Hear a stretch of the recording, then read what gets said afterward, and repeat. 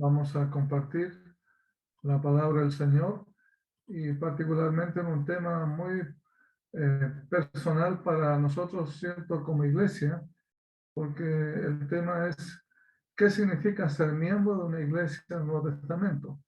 ¿Qué significa ser miembro de una iglesia del Nuevo Testamento?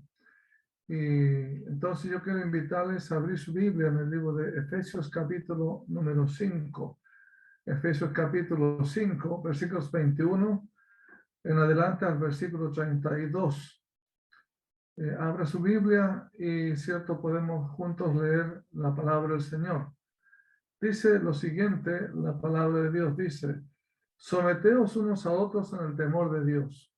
Las casadas estén sujetas a sus propios maridos como al Señor, porque el marido es cabeza de la mujer, así como Cristo es cabeza de la iglesia, la cual es su cuerpo y él es su Salvador.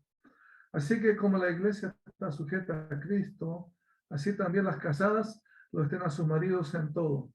Maridos, amad a vuestras mujeres, así como Cristo amó a la iglesia y se entregó a sí mismo por ella, para santificarla, habiéndola purificado en el lavamiento del agua por la palabra, a fin de presentársela a sí mismo una iglesia gloriosa, que no tuviese mancha ni arruga ni cosa semejante, sino que fuese santa y sin mancha. Así también los maridos deben amar a sus mujeres como a sus mismos cuerpos.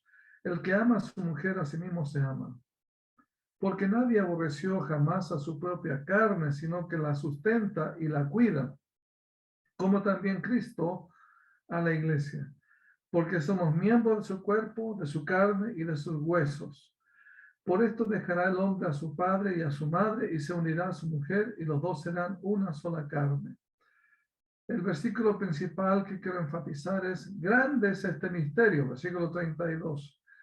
Grande es este misterio, mas yo digo esto respecto de Cristo y de la iglesia.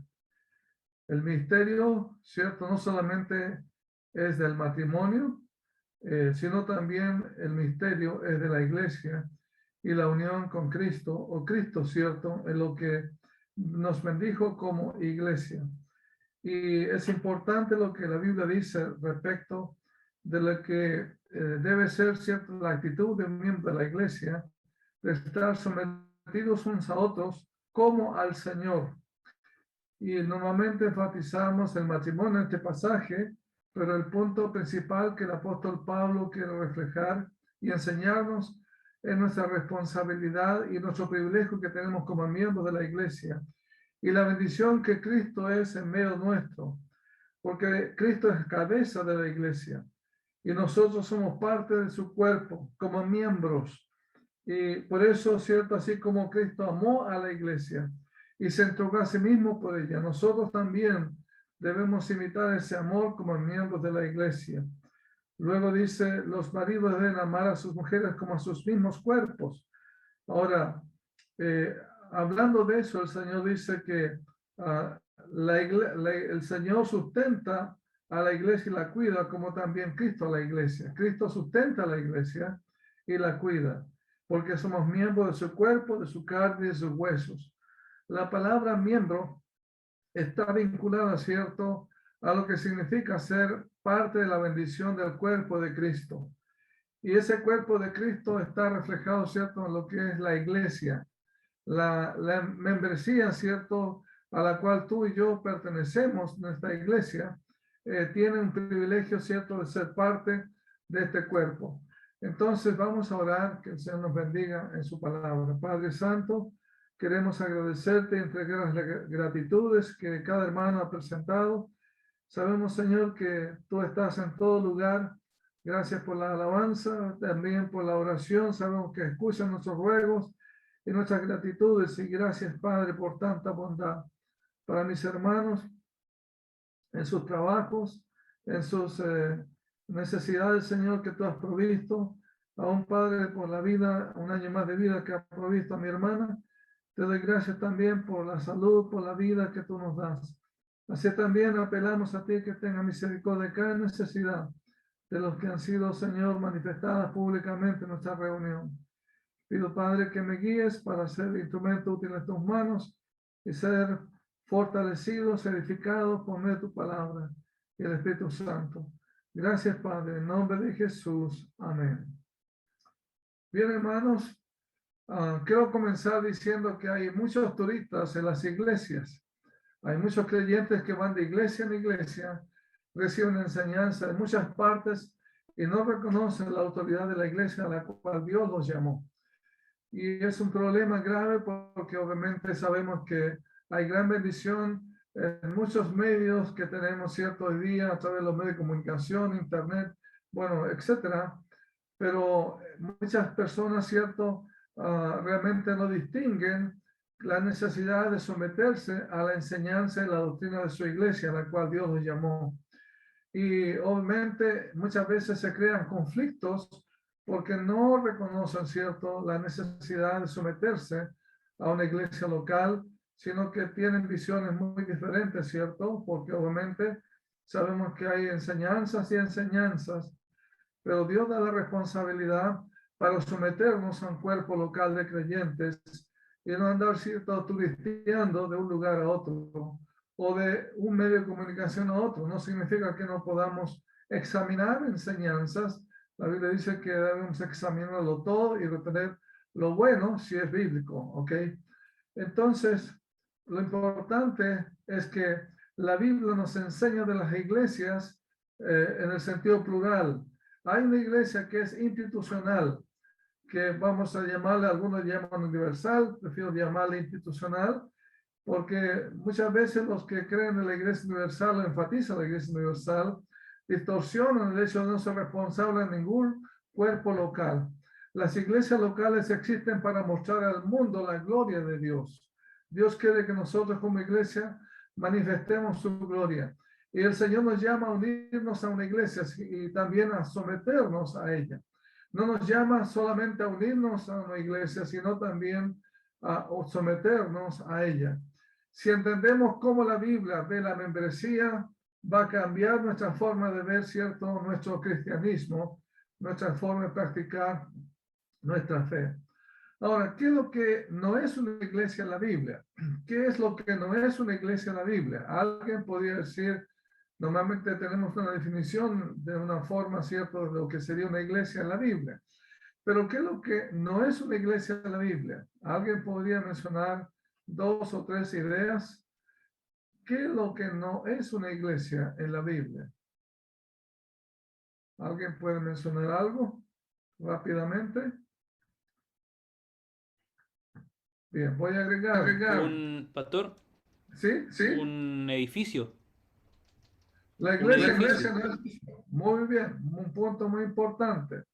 Muchos van a la iglesia. No, nosotros no vamos a la iglesia, vamos a un templo. Vamos a un lugar de reunión, a una casa de oración. Pero la iglesia somos los miembros, ¿cierto?, que pertenecemos visiblemente, ¿cierto?, a una iglesia. ¿Qué más no es una iglesia? ¿Ok? Bueno, la iglesia no es un club social de cristianos, no es una asociación benéfica donde la membresía, ¿cierto?, es algo opcional. Yo sé que muchos, ¿cierto?, esperan tanto de la iglesia como que si fuera un ente político y social o un club. Y la verdad es que la iglesia no tiene ese propósito. Tampoco los cristianos piensan que es correcto indefinidamente estar indefinidamente, ¿cierto?, sin unirse a una iglesia. Los cristianos piensan que es correcto indefinidamente no unirse a una iglesia. Los cristianos piensan que no se puede separar el bautismo de la unión de la iglesia, de la unión a una iglesia. Hay gente, cierto, que dicen, bueno, yo ya me bauticé, pero nunca más siguen congregándose. También cierto hay cristianos que participan de la cena del Señor sin unirse a una iglesia. De hecho, hay gente que dice, bueno, yo puedo tomar la cena en cualquier lugar. Y la verdad es que la Biblia no enseña eso. De hecho, el Señor celebró la cena con los miembros de su iglesia, los 12, a pesar que había uno camuflado, ¿cierto?, entre medio. Ahora, lo que no es una iglesia local tiene que ver con los cristianos que ven la cena del Señor como una experiencia privada y mística, apta para cristianos, pero no como una actividad para miembros de la iglesia que se han sumado realmente de una manera colectiva a los demás miembros de una iglesia. Y también los cristianos no integran lo que hacen vidas de lunes a sábado con las vidas de santos. Hay gente que solamente son, como decimos, domingueros, pero se olvidan en la semana, ¿cierto?, de tener comunión con el Señor y tener ciertas vidas apartadas. Ahora, también lo que no es una iglesia local es cuando los cristianos dan por hecho que no hay nada en la costumbre de saltarse algunas reuniones dominicales cada mes. Yo sé que hay personas que dicen, no me importa, como dice el corito del mundo, no me importa la iglesia que vayas y detrás de la iglesia está el Señor, ¿cierto? Pero eso no es bíblico, ya ese corito no es bíblico. Hay cristianos, ¿cierto?, que están acostumbrados a no estar congregándose. Y los cristianos toman decisiones importantes de vida sin considerar los efectos de esas decisiones que van a traer a su familia o sin consultar, ¿cierto?, la sabiduría del pastor o de otros miembros de la congregación. Eso no es parte de lo que significaría la práctica de un miembro de una iglesia. Y también, ¿cierto?, lo que no es una iglesia local, cuando los cristianos organizan y planifican sus vidas sin pensar o sin considerar sus decisiones que van a afectar disponibilidad para servir a su iglesia. Hay gente que solamente son como los que van al estadio, ¿cierto? Simplemente viven sus vidas sin involucrarse activamente en la congregación. Los que van al estadio, ¿cierto? Hablan del, oye, ¿por qué no chutaste este penal de cierta forma? ¿Por qué no pasaste el pase para este jugador? Y realmente reclaman, pero no están en la cancha para servir, ¿cierto?, al Señor. También los cristianos no se dan cuenta de que tienen parte de responsabilidad tanto en la vida espiritual como en el sustento físico de otros miembros y de la congregación. Hay gente que no asume la responsabilidad y el privilegio de dar cierta la obra para extender su reino. Ahora, pero ¿qué es una iglesia del Nuevo Testamento? Otra pregunta, ¿qué es una iglesia del Nuevo Testamento? ¿Alguien podría mencionar alguna definición que podría usted compartir si le preguntaran, bueno, ¿qué es una iglesia en la Biblia? ¿Cómo definiría una iglesia bíblica usted? Siempre nos preguntan cuál es la diferencia entre su iglesia y nuestra iglesia, pero ¿qué es la diferencia que tendría una iglesia en el Nuevo Testamento? ¿Sí? ¿Una congregación, pastor? Una congregación, ya, ok. Por ejemplo, en el estadio, mañana va a haber una congregación, va a jugar Chile con Venezuela. ¿Es suficiente la definición de congregación? Yo sé que el hermano, ¿cierto?, tiene la intención de seguir, ¿cierto?, a lo mejor mencionando el tema. Pero, como digo, el congregarse es correcto en un sentido, pero ¿para qué? ¿Con qué propósito se congrega una iglesia? ¿Para celebrar un partido? ¿Para celebrar un cumpleaños? ¿Para qué se congrega una iglesia? ¿Sí? ¿Te escucho?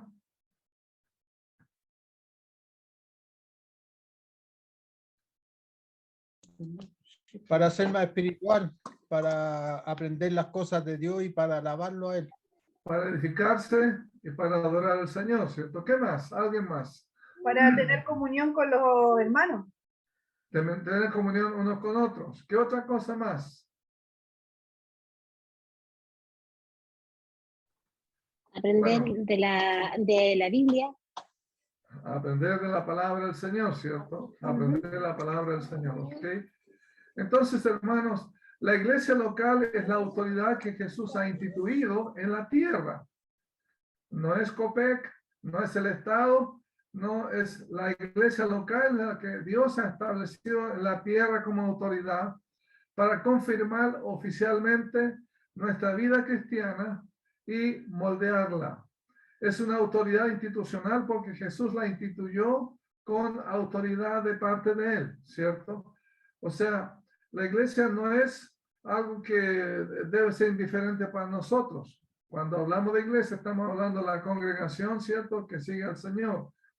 Ahora, los propósitos de la iglesia que el Señor fundó, la Biblia dice en Efesios 3, de versículos 8 al 10, dice: me fue dada esta gracia de anunciar entre los gentiles el evangelio de las inescrutables riquezas de Cristo y de aclarar a todos cuál sea la dispensación del misterio escondido desde los siglos en Dios, que creó todas las cosas para que la multiforme sabiduría de Dios sea ahora dada a conocer por medio de la iglesia a los principados y potestades en los lugares celestiales. Hermanos, nosotros tenemos una tremenda responsabilidad en los propósitos que Dios tiene para nosotros, para que la multiforme sabiduría de Dios sea ahora dada a conocer por medio de la iglesia a los principados y potestades en los lugares celestiales. Y otro propósito de Dios para la iglesia es que a Él sea la gloria de la iglesia en Cristo Jesús por todas las edades, por los siglos de los siglos. Ahora, hace poco yo enfatizaba, es realmente cierto, hay un pasaje en la Biblia que nos habla que el varón es la imagen de Dios y la varona, cierto, es la imagen del varón. Nosotros, hermanos, somos una tremenda responsabilidad. Dios quiere que seamos la gloria en la iglesia en Cristo, la gloria del Señor. A Él sea gloria en la iglesia, que demos la gloria a Él. Y para dar la gloria, obviamente tenemos que manifestar el carácter de Dios. Dice, por los siglos de los siglos. Aquel que es poderoso para hacer las cosas mucho más abundantes de lo que pedimos o entendemos, según el poder que actúa en nosotros. Es una tremenda verdad que Dios dice en su palabra. Hay un poder que actúa en nosotros. A Él sea gloria en la iglesia, en Cristo Jesús, por todas las edades, por los siglos de los siglos. Amén. Entonces tenemos la meta y el propósito de dar a conocer la sabiduría de Dios a las potestades, a los lugares celestiales y a los principados, y también para manifestar la gloria de Dios. Y la iglesia la fundó el Señor Jesús en su ministerio. ¿Se acuerda? Dice que, de hecho, Mateo 16, 18, recordamos este famoso pasaje donde el Señor le dice a Pedro: yo te digo que tú eres Pedro, y sobre esta roca, sobre sí mismo, edificaré mi iglesia, y las puertas del Hades no prevalecerán contra ella. Pueden haber muchos problemas en una iglesia, pero tarde o temprano, si hay una raíz profunda de la fe del Señor, esa iglesia va a prevalecer. Y de hecho ha prevalecido la iglesia institucional hasta hoy día. Lo que manifiesta en el libro de Efesios 2:20 el apóstol Pablo: edificados son fundamentos de los apóstoles y profetas, siendo la principal piedra del ángulo Jesucristo mismo. Y luego, cierto, en Pedro también nos habla de la roca que hace caer la piedra viva, hablando de Jesús. Él fundó la iglesia. Ahora, ¿cuándo la comenzó? Obviamente la comenzó en su ministerio. Pero la Biblia dice en forma terrenal en su ministerio, pero la iglesia comenzó en el corazón de Dios antes de la fundación del mundo. Porque dice, segundo se cogió en Él antes de la fundación del mundo, para que fuésemos santos y sin mancha delante de Él, en amor, habiéndonos predestinado para ser adoptados hijos suyos por medio de Jesucristo, según el puro afecto de su voluntad. Amén. Entonces la iglesia no salió de una manga, cierto, como del sombrero de un mago en la persona de Jesús, sino que Dios, cierto, pensó en ti y en mí, en su iglesia, desde antes de la fundación del mundo. Amén. Ahora, la iglesia se basa en un hecho fundamental, por el hecho de que Jesús es el Salvador y es el Señor. Él murió en la cruz por los pecados de todos los que creyeran en Él y lo siguieran. La Biblia utiliza una serie de metáforas acerca de la unidad de la iglesia. Utiliza la palabra familia, vid, la palabra cuerpo, rebaño. Acuérdense que somos caracterizados como ovejas del Señor. Y obviamente, cierto, la iglesia se basa en un fundamento, en el hecho cierto de que Cristo es nuestro Señor y Salvador. Y obviamente Él nos llama a desarrollar, cierto, el carácter de Cristo en nuestra vida. Ahora, ¿en qué consiste una iglesia según el Nuevo Testamento? Podemos ver, cierto, como ya mencionó hermano Víctor, cierto, La iglesia es una asamblea visible, es una congregación. La palabra iglesia viene del griego eclesia, que significa asamblea. Y por lo tanto, cierto, no es la traducción de la palabra, en la transliteración. En vez de usar asamblea, en la Biblia encontramos eclesia, por lo tanto se traduce, digamos, translitera al castellano iglesia. Es una asamblea, es una eclesia visible, local y organizada de discípulos bautizados, unidos por un pacto de obediencia y propósito para llevar a cabo la voluntad y la obra del Señor Jesús. ¿Ok? Es una definición muy sucinta, hay todo un respaldo en la Biblia sobre eso, porque de hecho el Señor llama, ¿cierto?, ahora un nuevo pacto que está en su sangre. Y es un pacto, ¿cierto?, al cual Dios nos llama a ser parte, ¿cierto?, de este compromiso con el Señor. Ahora, si hablamos de iglesia, en la Biblia encontramos, ¿cierto?, la familia de Dios, encontramos el concepto del reino de Dios, pero cierto, en el reino de Dios, todos los creyentes que han sido regenerados por el Espíritu Santo pertenecen a ese reino. Juan el Bautista dijo que el reino de Dios se ha acercado. Su ofrecimiento está en Lucas, 16:16. Y dice la Biblia que nos vendrá con advertencia y está entre vosotros.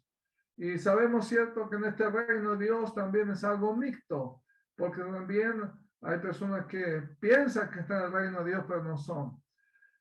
Y la iglesia se define como asamblea organizada y visible de creyentes bautizados con oficiales y, cierto, y ordenanzas y la gran comisión. ¿Ok? Entonces, y la gran comisión. La iglesia es una asamblea organizada, visible de creyentes bautizados con oficiales y ordenanzas y la gran comisión. Ahora, hay una diferencia entre el reino de Dios y la iglesia. El reino de Dios, la palabra tiene que ver con basilea. Es invisible, es uno, es universal. O sea, son miembros por regeneración, los que son parte del reino de Dios. Y todos los miembros son salvos. No hay oficiales, no hay ordenanza, no hay disciplina en el reino de Dios. Pero la iglesia que el Señor fundó y que comenzó, ¿cierto?, que está dentro del reino de Dios, es una institución visible. Son muchas iglesias, es una entidad, ¿cierto?, que se traduce en forma, se expresa en forma local. Los miembros son se hacen miembros por ser bautizados. Todos miembros no son salvos porque también hay camuflados, ¿cierto? Y miembros pueden cambiar de una iglesia a otra iglesia, bajo, ¿cierto?, los cánones bíblicos, ¿cierto? No cualquiera puede decir, me voy acá, no me gusta esto, etc. Acuérdense que Dios agrega a la iglesia lo que han de ser salvos.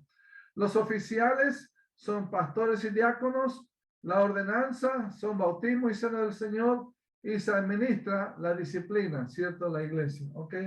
Son características que pasamos muy rápidamente, que tienen, cierto, sus bases bíblicas. Ahora, algunas características de la iglesia local en la Biblia. Vamos a ver. En una iglesia con membresía, la iglesia bíblica del Nuevo Testamento es una iglesia con membresía definida. Con una membresía definida.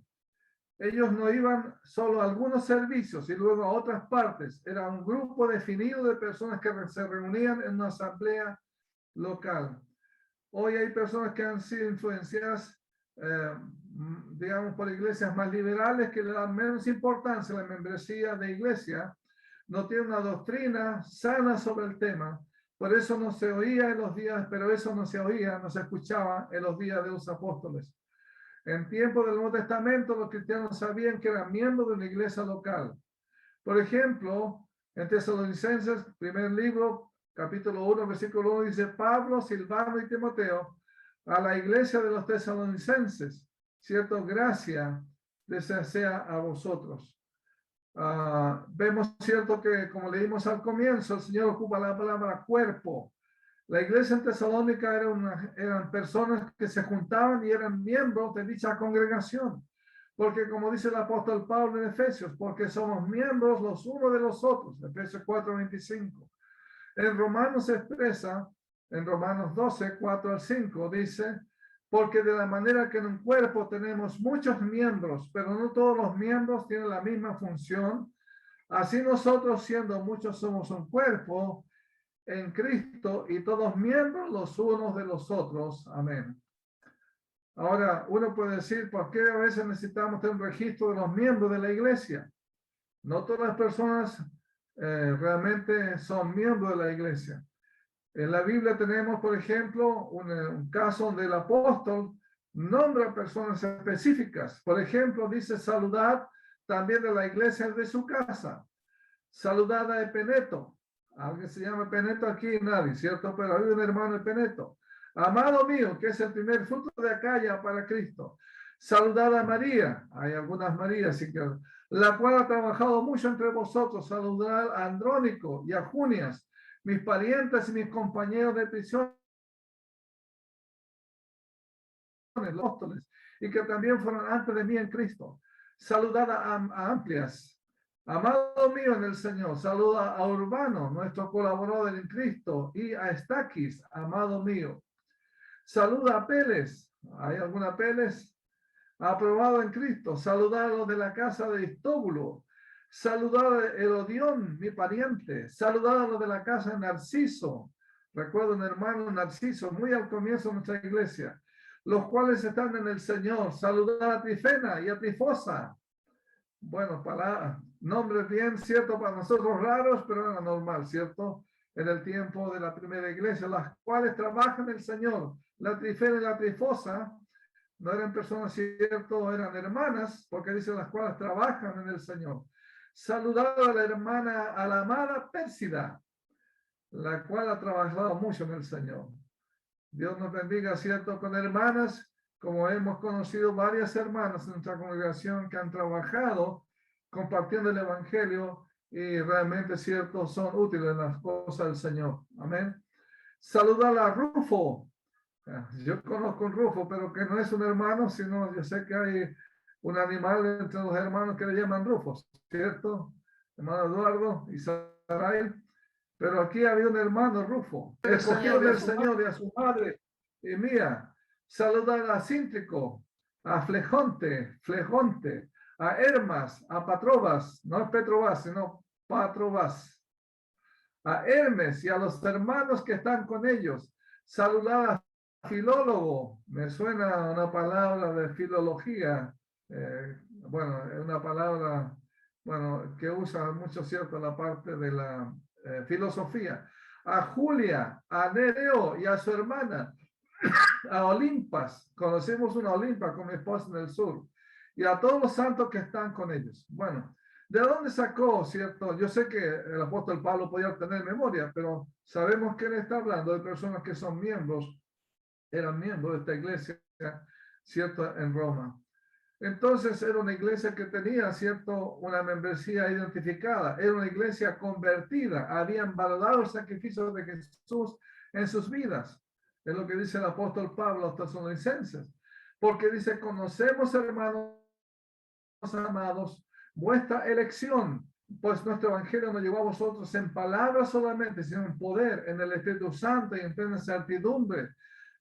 Dice, como bien sabéis cuál fuimos entre vosotros por amor de vosotros, y vosotros viniste a ser imitadores de nosotros y del Señor, recibiendo la palabra en medio de gran tribulación, con gozo del Espíritu. Entonces, hermanos amados, hay palabras importantes aquí. Dice, vosotros viniste a ser imitadores de nosotros. En una iglesia convertida, habían valorado el sacrificio de Jesús y manifestaban un compromiso unos con otros. Amén. Y se convirtieron de los ídolos a Dios. Bueno, un cambio radical en muchos creyentes, ¿cierto? Ahora, si vamos más específicamente, ¿qué significa ser miembro de la iglesia?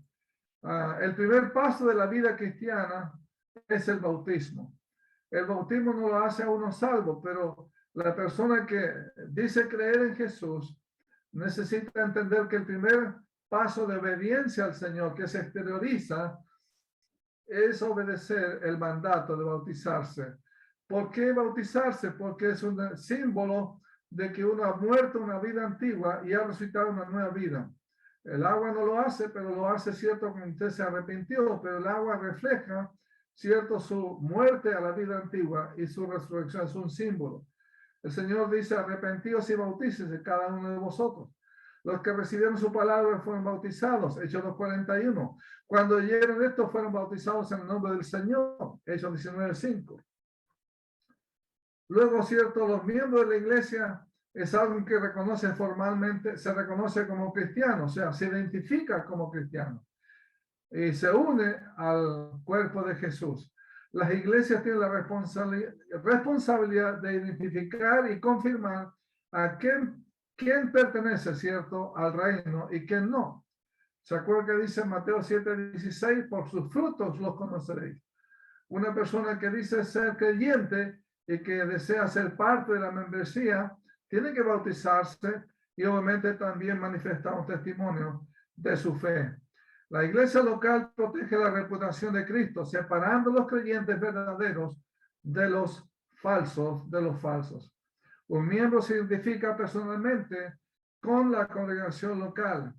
Por ejemplo, Saulo dice asolaba a la iglesia, no estaba comprometido, pero luego que se convirtió, entonces dice, llegó la noticia de estas cosas a oídos de la iglesia y se congregaron allí todo un año con la iglesia. El rey Herodes echó mano a algunos de la iglesia. Había ciertas iglesias plenamente caracterizadas como seguidoras del Señor. El punto es que realmente es cierto, nosotros, como ya hemos dicho, tenemos cierto que un miembro se identifica personalmente con una iglesia local. ¿Ok? El miembro reconoce la autoridad de la iglesia para atar y desatar. Muchas veces nosotros tomamos tan livianamente, ¿cierto?, las decisiones de la iglesia y aún el consejo, ¿cierto?, del pastor o de los siervos del Señor. La Biblia dice que esto quiere decir que la iglesia local tiene autoridad para retirar la membresía de una persona basado en la autoridad de la palabra del Señor. ¿Qué dice Mateo 18:18? De cierto digo que todo lo que atéis en la tierra será atado, ¿cierto?, en el cielo. ¿Y qué dice? Y todo lo que desatéis en la tierra será desatado en el cielo. Eso puede leerlo usted en Mateo 18:18. ¿Y aquí está hablando, cierto?, a sus discípulos, la autoridad que ellos tenían como la iglesia que él estaba ministrando. Y obviamente nosotros continuamos con esa autoridad del Señor. Y por lo tanto, hermanos, la iglesia y sus miembros poseen una especial virtud y una identidad corporativa cuando nos reunimos oficialmente. De hecho, 1 Corintios 11:18 dice, cuando os reunís como iglesia, ¿ya? Como reunís como iglesia, oigo que hay entre vosotros divisiones y parte lo creo, porque es preciso que entre vosotros haya disensiones para que se hagan manifiesto entre vosotros los que son aprobados. ¿Y cómo son aprobados? Por su testimonio, ¿cierto? Y obviamente la iglesia tiene autoridad para tratar con el mal testimonio. También se somete la autoridad de la iglesia local a una persona que reconoce serse miembro de una iglesia, en el sentido de que él se somete a la autoridad de la iglesia local para recibir la doctrina y la enseñanza, como decía hermano Pedro, ¿cierto? Nosotros nos congregamos no solamente para saludarnos y orar unos por otros, sino también para recibir la enseñanza y doctrina. La vida cristiana que comienza dentro de un marco de autoridad de la iglesia, ¿cierto? Es una vida cristiana que va a ser saludable. Las personas eran bautizados, los creyentes en el Nuevo Testamento, se añadían a la iglesia y entonces se reunían para oír la enseñanza de los apóstoles. Y a partir de ahí los creyentes orientaban sus vidas alrededor de los otros miembros de la congregación. Sus comidas, sus oraciones, sus propiedades y sus provisiones realmente eran guiadas, ¿cierto?, a través del Espíritu Santo y la palabra de Dios, no como un dictamen, ¿cierto?, sino más bien consejos para que las personas en el Señor podrían, ¿cierto?, ser guiadas en el Señor por medio de la palabra para bendecir sus vidas a través, ¿cierto?, de la enseñanza de la iglesia. También el que es miembro de una iglesia participa de la ordenanza y la bendición de congregarse. Este famoso pasaje que recordamos cada uno de nosotros dice, mantengámonos firmes, Hebreos 10:23, sin fluctuar la profesión de nuestra esperanza, porque fiel es el que prometió. No es cualquier persona, no es fiel la palabra del pastor, porque dice, fiel es el que prometió, ese es Jesús. Y considerémonos unos a otros para estimularnos al amor y a las buenas obras, no dejando de congregarnos como algunos tienen por costumbre, sino exhortándonos, y tanto más cuando veis que aquel día se acerca. Amén. Aquel que se considera miembro de la iglesia participa de la ordenanza y la bendición de congregarse para exhortarnos, y tanto más cuando veis que aquel día se acerca, para estimularnos al amor y a las buenas obras. Amén. Hay uno que dice ser miembro o creyente, se le manda a separarse del mundo. A uno que dice ser miembro o creyente, se le manda a separarse del mundo. Dice, no juntéis con los fornicarios, o con los avaros, o con los ladrones, o con los idólatras. Eso está en 1 Corintios 5, 9, luego al 10. Luego dice 2 Corintios 6, 14, no os unáis en igual desigual con los incrédulos. Porque ¿qué compañerismo tiene la justicia con la injusticia? ¿Y qué comunión la luz con las tinieblas? Y así, bueno, hay un mandato incluso a salir de en medio de ellos, apartados, etc. Ahora, vamos hacia el final. La iglesia, hermanos, se organiza con oficiales, pastores, oficiales que son pastores bíblicos, que velan por sus ovejas en particular. La palabra de Dios da responsabilidad, ¿cierto? Al pastor, dice la Biblia, apacentar la grey de Dios. Luego los ancianos que están entre vosotros. Luego dice Hechos 20:28, dice, mirad por vosotros y por todo el rebaño en que el Espíritu Santo os ha puesto por obispos. El pastor obviamente es un ayudante para que realmente podamos, ¿cierto? Ayudante del Señor Jesús para ministrar su palabra y guiar la vida espiritual. Y obviamente hay que orar, ¿cierto? Por las autoridades, por el pastor o quienes sean, ¿cierto? Los pastores. Los que dicen ser miembros son responsables de someterse a sus pastores en particular. Dice Hebreos 13:17, obedeced a vuestros pastores y sujetaos a ellos. Luego dice en 1 Timoteo 5:17, los ancianos que gobiernan bien sean tenidos por dignos de doble honor, mayormente los que trabajan en predicar y enseñar. Amén. Entonces, hermano, pero también la iglesia y sus miembros expulsan o cierto excluyen de la comunión a los falsos creyentes. 1 Corintios 5:13 dice, quitad pues a ese perverso entre vosotros. Sabemos lo que habla la Biblia, ¿cierto? De lo que había en la primera iglesia en Corintios, un problema grave de inmoralidad, ¿cierto? Un incesto. Y el apóstol Pablo les reprende a los corintios de ser vista gorda sobre eso, y obviamente les llama a que se arrepientan de no considerar la santidad de la iglesia para tratar con el pecado, ¿cierto? Abierto de mal testimonio de esa persona. Y él les dice, quitad pues a ese perverso entre vosotros. Y los que causan divisiones, 3:10, deben también ser excluidos. Porque dice al hombre que cause divisiones después de una u otra amonestación, ¿cierto? Hay que dejarle, ¿cierto?, excluido de la congregación. Ok. Entonces, hermano, aplicaciones finalmente. ¿Qué aplicaciones nosotros podemos dar? Los creyentes tenemos una misión, hermano, la iglesia. Jesús se acercó y les habló diciendo, ¿recuerdan? Toda potestad me da en el cielo y en la tierra, por tanto, id y hacer discípulos a todas las naciones, bautizándolos en el nombre del Padre y del Hijo y del Espíritu Santo, enseñándoles que guarden todas las cosas. La iglesia tenemos una misión, no solamente como dijimos al comienzo, glorificar a Dios, ser parte de dar a conocer los misterios, la sabiduría de Dios al mundo, sino también llevar la palabra del Señor. Judas nos exhorta a edificarnos sobre la fe y el amor, el libro de Judas. Pero dice, pero a vosotros amados, edificándoos, pero vosotros amados, edificándoos sobre vuestra santísima fe, orando en el Espíritu, conservaos en el amor de Dios, esperando la misericordia de nuestro Señor. Eso está en Judas 1:20 y 21. Dios nos ayude a realmente considerar los consejos de Dios, hermano, en su palabra como miembros de la iglesia. Pedro nos llama a utilizar nuestros dones para servir a los demás. Cada uno según el don que ha recibido, ministrelo a los otros como buenos administradores de la multiforme gracia de Dios. ¿En qué manera usted está ministrando a otros? Según el don que Dios le ha dado. Es importante que si es miembro de la iglesia, participe de servir al Señor y no solamente sea un consumidor, sino sea cierto un servidor del Señor. Pablo te dice que siga la verdad en amor para que tu iglesia pueda madurar. En Efesios 4:13 dice, hasta que todos lleguemos a la unidad de la fe y del conocimiento del Hijo de Dios, a un varón perfecto a la medida de la estatura de la plenitud de Cristo. Dios nos dé la gracia para realmente ser instrumentos del Señor, unos con otros, y también, cierto, glorificar a Dios en la congregación.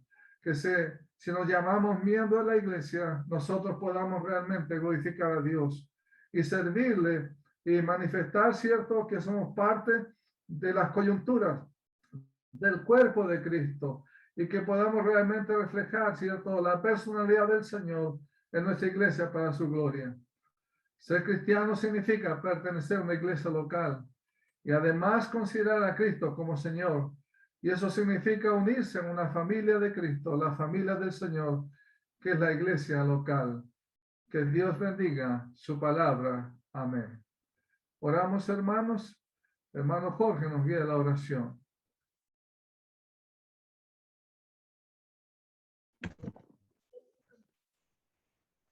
Amén. Padre amado, damos gracias por este tiempo. Te pedimos perdón, Señor, por nuestros pecados, por nuestras faltas, por las ofensas que cometemos, Señor, hacia ti. Pedimos perdón por ello, Señor.